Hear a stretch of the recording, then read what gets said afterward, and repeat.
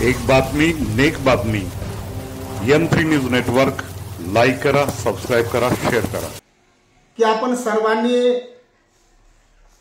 आरक्षण वर्गीकरणाची जी चळवळ चालवलेली होती त्या चळवळीला आता बऱ्यापैकी या ठिकाणी यश येऊ लागलेलं आहे।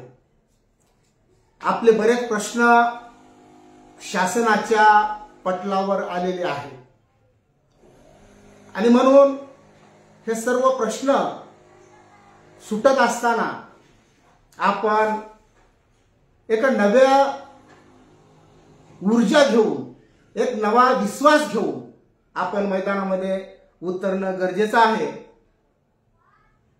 आणि उतरत असताना आपली एक परफेक्ट चळवळ घेऊन आपण मैदानामध्ये उतरलं पाहिजे। दोस्तहो, आता अलीकडं या आंदोलनाच्या निमित्तानं काही विनाकारण चळवळीतील कार्यकर्त्यांना टार्गेट केल्या जात आहे आणि म्हणून मी आपल्याला सांगू इच्छितो, a complete change in methods, opinion, etc. often as a result of progress. अशी एक इंग्रजीमध्ये क्रांतीची म्हण आहे की तुम्ही क्रांती करण्यासाठी निघालेला आहात। मातंग समाजाच्या दैन्य दारिद्र्य दूर करण्यासाठी आपण सर्व निघालेला आहात आणि आपण त्याला क्रांती म्हणणार आहोत। आणि म्हणून ही जी क्रांती आहे ती क्रांती अशी समृद्ध क्रांती असली पाहिजे, परिपूर्ण क्रांती असली पाहिजे की आमची मतं जी असतील ती जर कालोखामध्ये जर कालबाह्य होणार असतील तर ते मतं आम्ही बदलून घेतली पाहिजे, आमचा दृष्टिकोन बदलला पाहिजे आणि आम्ही अशा पद्धतीचं एक परफेक्ट चेंज आम्ही समाजाला दिला पाहिजे आणि त्याला आपण क्रांती म्हणत असतो। आणि म्हणून आपण एकमेकाला समजून घेण्याची गरज आहे। दोस्तो, एखादी चळवळ पुढे जात असताना त्या चळवळीचा दोन्ही बाजूनं या ठिकाणी विचार झाला पाहिजे। आपण बाजारात गेल्यानंतर साधं शर्ट घ्यायचं झालं तर आपण मागून पुढून पाहून आपण तो शर्ट खरेदी करत असतो। तसं चळवळीचं असतं की चळवळीचं बाह्यांग सुद्धा आम्ही समजून घेतलं पाहिजे आणि अंतरंग सुद्धा चळवळीचं समजून घेतलं पाहिजे आणि त्याचा भाग म्हणून काही मुद्द्यावर आपल्याला एकमेकाच्या विरोधामध्ये बोलावं लागतं। खरं तर विरोधामध्ये नसतंच, मुळामध्ये त्या भूमिकेच्या विरोधामध्ये आपल्याला बोलावं लागत असतं आणि म्हणून यातून जे काही समज गैरसमज या ठिकाणी निर्माण होत असतात तर ते आपण आपल्या मनातून काढून टाकले पाहिजेत आणि आपण परस्परांना आपण समजून घेतलं पाहिजे।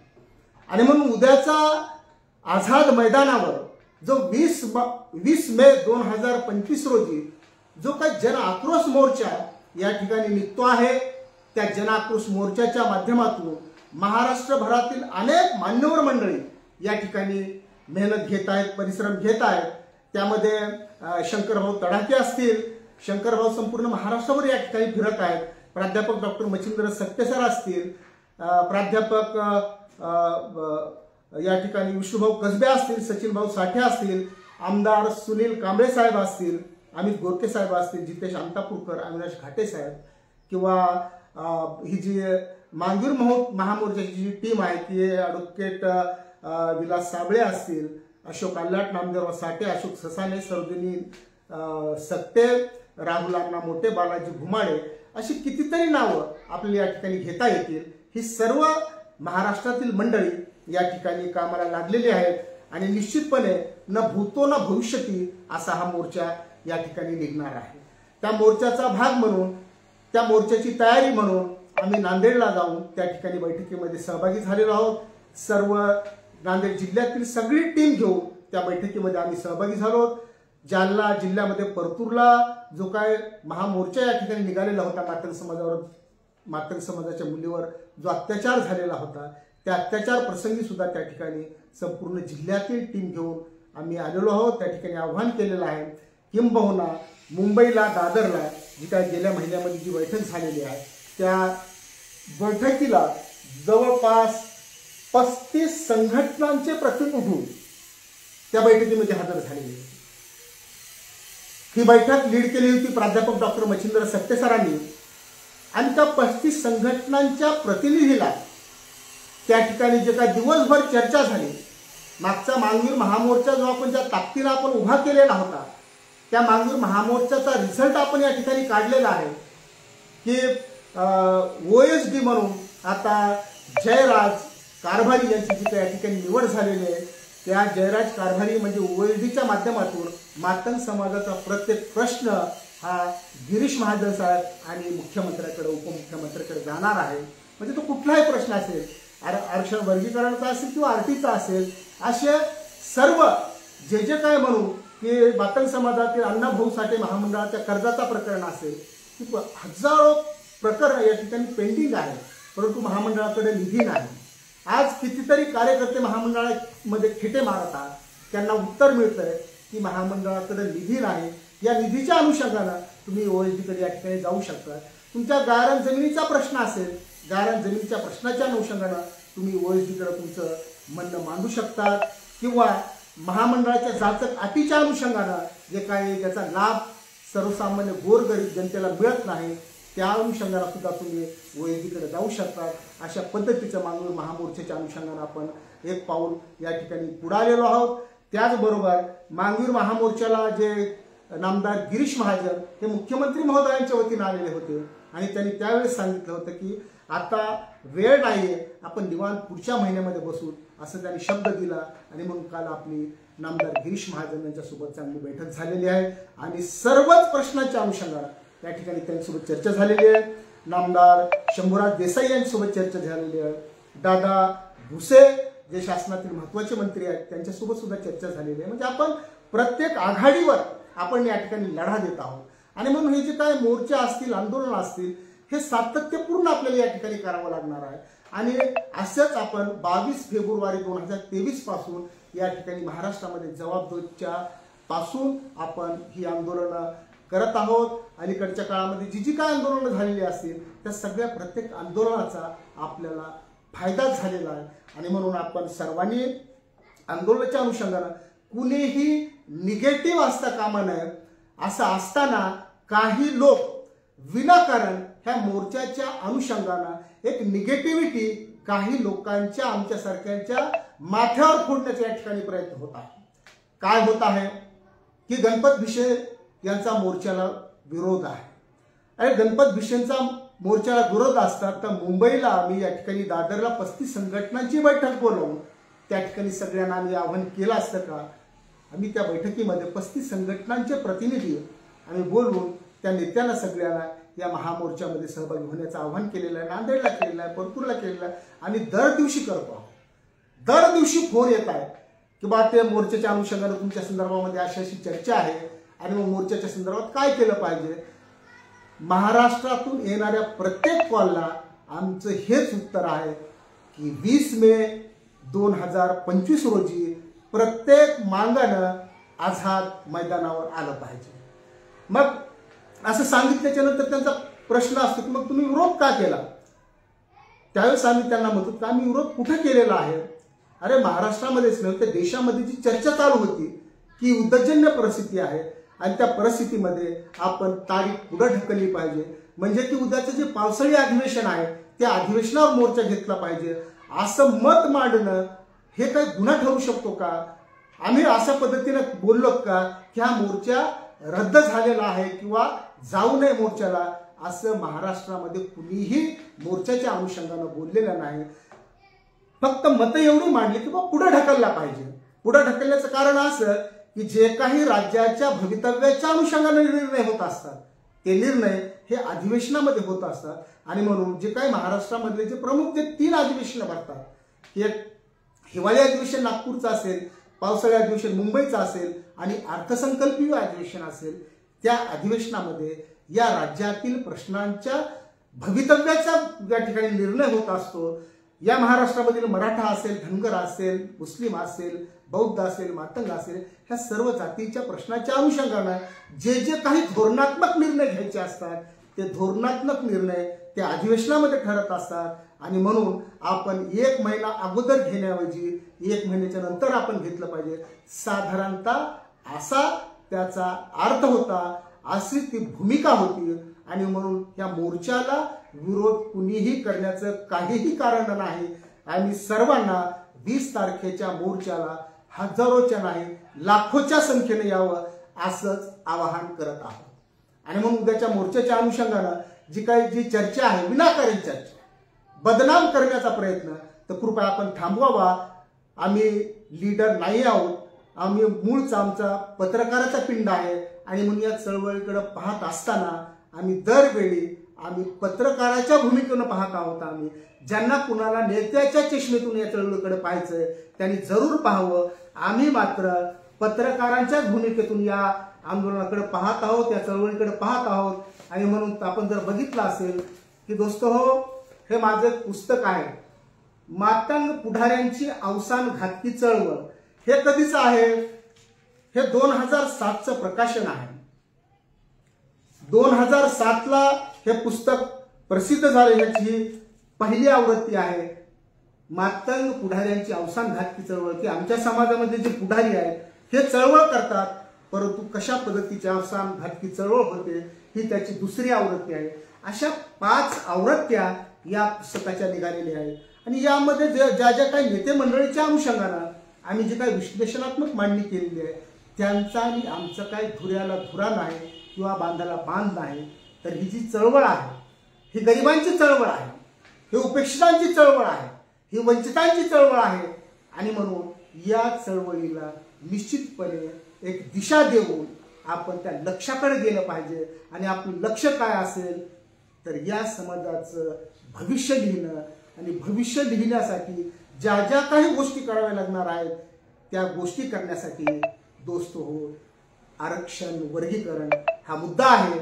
आणि या मुद्द्याच्या माध्यमातून निश्चितपणे तुमच्या वाट्याला काहीतरी येऊ शकतं. आणि महाराष्ट्रातील हजारो लाखो आमच्या विद्यार्थ्यांचं भवितव्य बदलू शकतो. आणि म्हणून अशा पद्धतीचं जे म्हणून करावं लागत असतील त्यातील प्रमुख म्हणजे वर्गीकरण आणि RT, त्याचबरोबर इतर जे काही म्हणून ज्या गोष्टी केल्यामुळं, जे धोरणं ठरल्यामुळं या समाजाचं भविष्य बदलणार आहे, ते भविष्य बदलण्यासाठी आपल्याला दोस्तो हे सगळ्या गोष्टी कराव्या लागत असतात. आणि म्हणून आंदोलनाला एक दिशा असली पाहिजे, आंदोलनाला एक लाईन असली पाहिजे. कारण आपण आपल्यात मूल्यमापन आपण करत असलो, बाहेरचे लोक सुद्धा आपल्याला पाहत असतात. आणि म्हणून मग ह्यांनी अधिवेशनावर काढण्याऐवजी हे आरवाडी का काढताय असा त्यांच्या मनात पडलेला प्रश्न, लोकांच्या मनात पडलेला प्रश्न, पत्रकारांच्या मनात पडलेला प्रश्न, अगदी IB ऑफिसरचे फोन आले महाराष्ट्रातून की बाबा तुम्ही अशा पद्धतीचा आरवाडी मोर्चा तुम्ही काढताय, त्याची कारण काय. म्हणून त्याला आपण म्हणलो याचा अर्थ त्या मोर्चाला जाऊ नका असं कुणीही म्हणालेलं नाही. मी परत सांगतो, 20 मे 2025 रोजी आझाद मैदानावर निघणाऱ्या मोर्चामध्ये लाल सेनेचे आणि मानवीर महामोर्चाचे हजारो कार्यकर्ते या ठिकाणी सहभागी होणार आहेत. आणि म्हणून ही जी काही चर्चा चालू आहे ती चर्चा आपण थांबवली पाहिजे. आणि आजपासून अवघे 2-3 दिवस आपल्या हातामध्ये आहेत. या 3 दिवसामध्ये आपण रात्रीचा दिवस करून या मोर्चाची तयारी करूया दोस्तो. परंतु चळवळीचे मूल्यमापन करत असताना आपण अंतरंगात जायचंच नाही, काहीच बोलायचं नाही असं म्हणणं म्हणजे त्याला अंधभक्ती म्हणतात.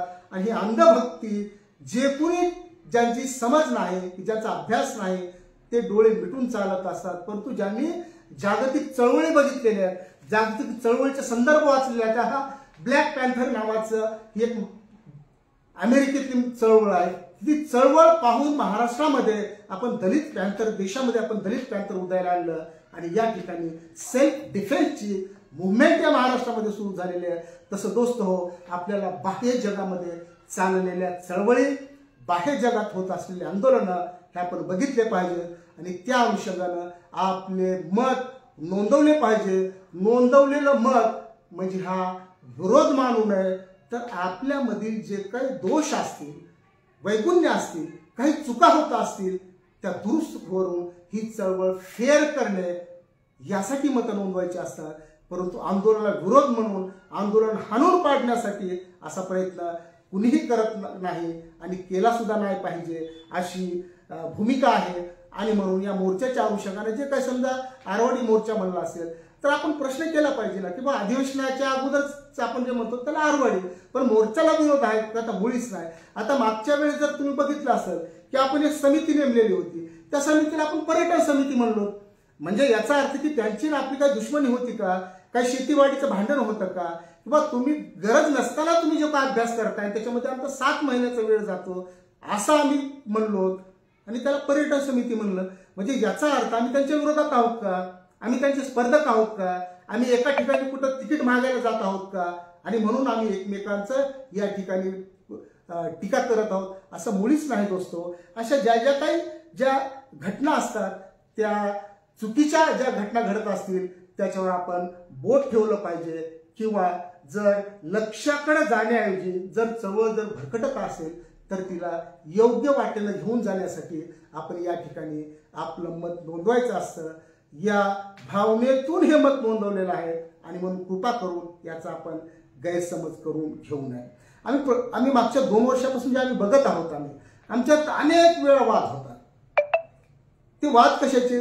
भूमिकेचे वाद, कार्यपद्धतीचे वाद, की असं करू नका, यापेक्षा चांगलं आपण करू शकतो असा आमचा म्हणण्याचा हेतू असतो। आता जे काय होऊ लागलेलं आहे यापेक्षा आपण चांगलं केलं पाहिजे, या भावनेतून जर कुणी मत नोंदवत असेल आणि त्याला जर आपण टीकाकार मानत असाल तर ही चळवळ कदाचित फेर होणार नाही। मी तुम्हाला एक उदाहरण सांगितलं पाहिजे, ते यासाठी की जी आमची कार्यपद्धती आहे आमच्या चळवळीची दोस्तो, मागे आरटी स्थापन झाल्याच्या नंतर नामदार शंभूराज देसाई यांच्या बंगल्यामध्ये, म्हणजे पाठीमागे त्यांच्या बंगल्याच्या पाठीमागे एक मोठा अशा पद्धतीचं ग्राउंड आहे, लॉन आहे, आणि त्या लॉनवर मुख्यमंत्र्यांचा सत्काराचा कार्यक्रम आम्ही ठेवला आणि सत्काराचा कार्यक्रम ठेवल्याच्या नंतर आम्ही बघितलं की तो कार्यक्रमामध्ये अक्षरशः मुख्यमंत्र्यांच्या अंगावर सगळे नेते मंडळी आमचे सगळे पडू लागलेले।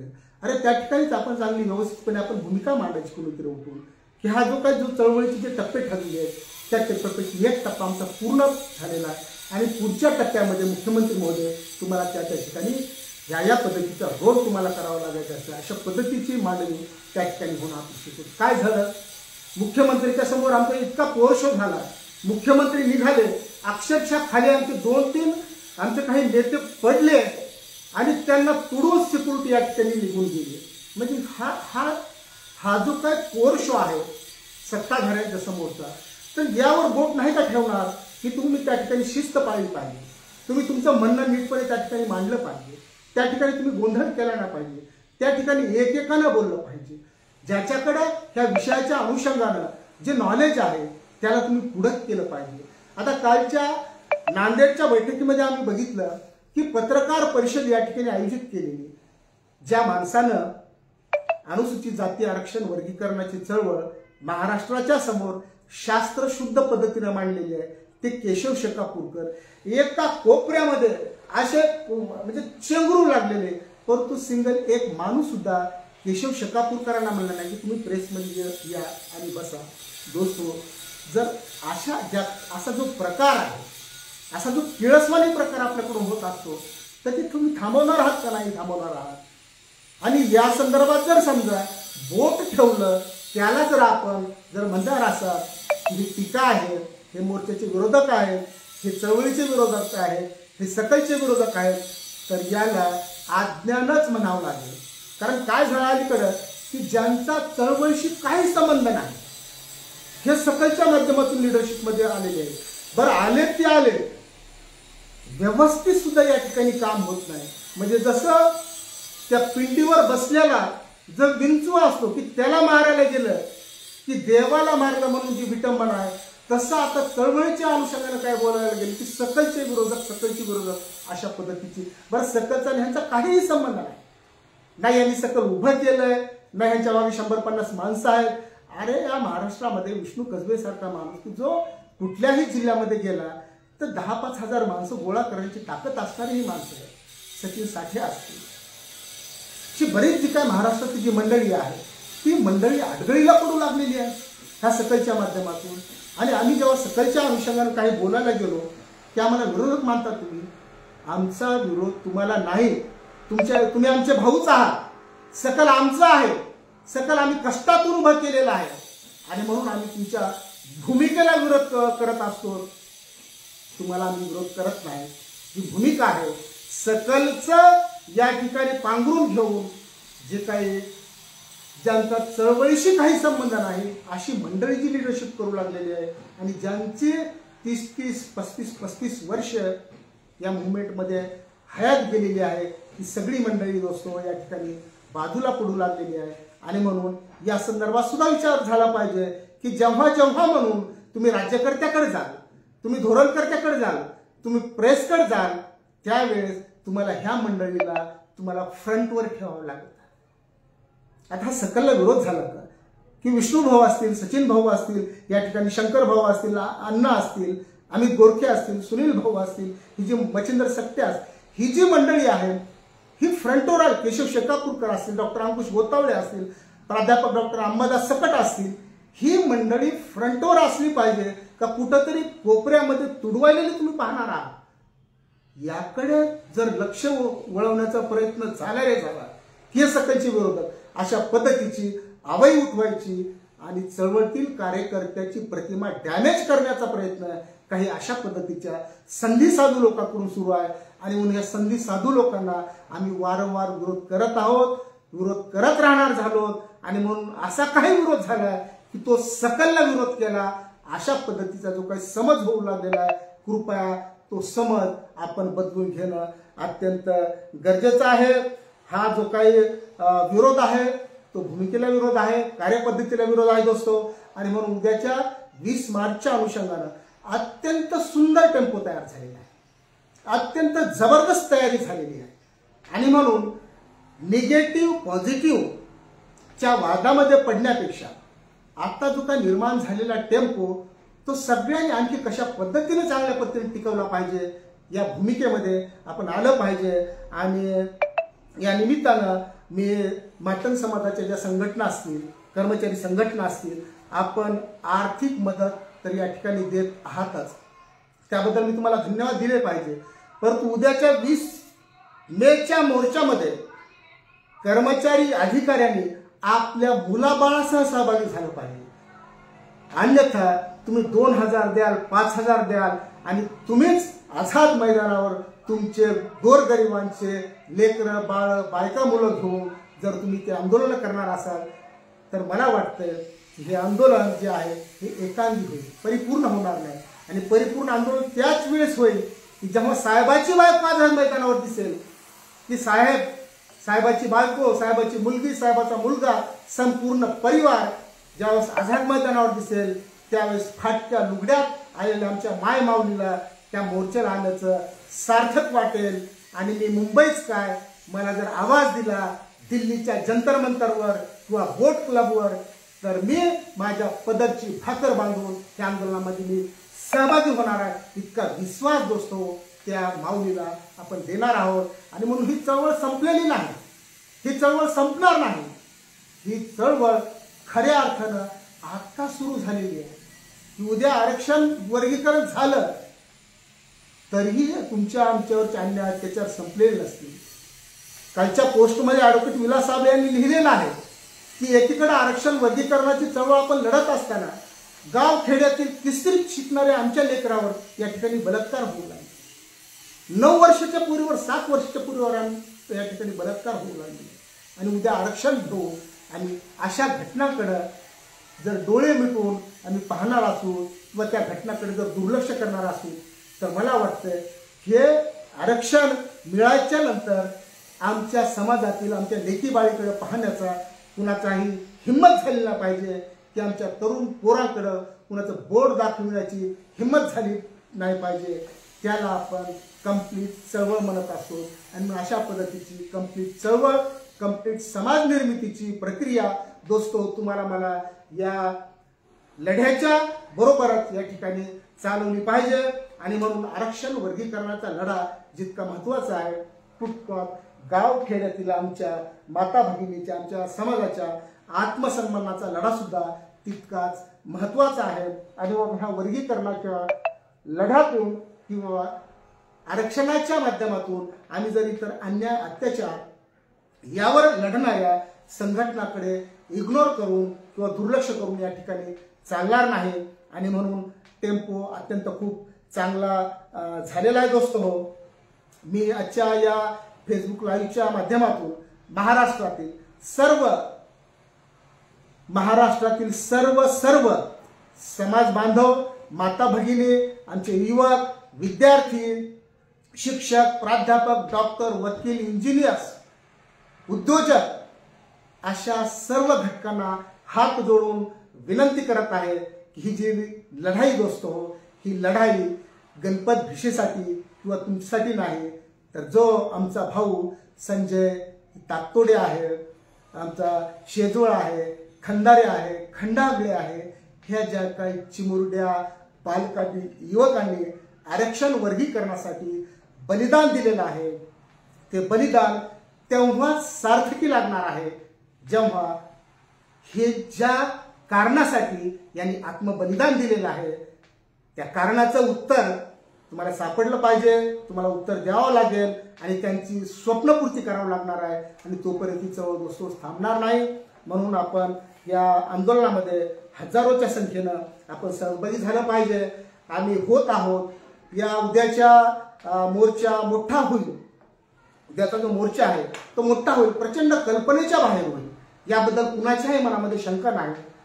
परंतु मोर्चानंतर व्हॉट टू नेक्स्ट हा जो प्रश्न आहे की आम्ही सरकार समोर आम्ही काय बोलणार आहोत, आम्ही सरकारला काय मागणार आहोत, याचाही आपण विचार करणं गरजेचं आहे. आणि म्हणून हे मार्गदर्शन समजू नये, एक सूचना म्हणून किंवा मत म्हणून आपण घ्यावं.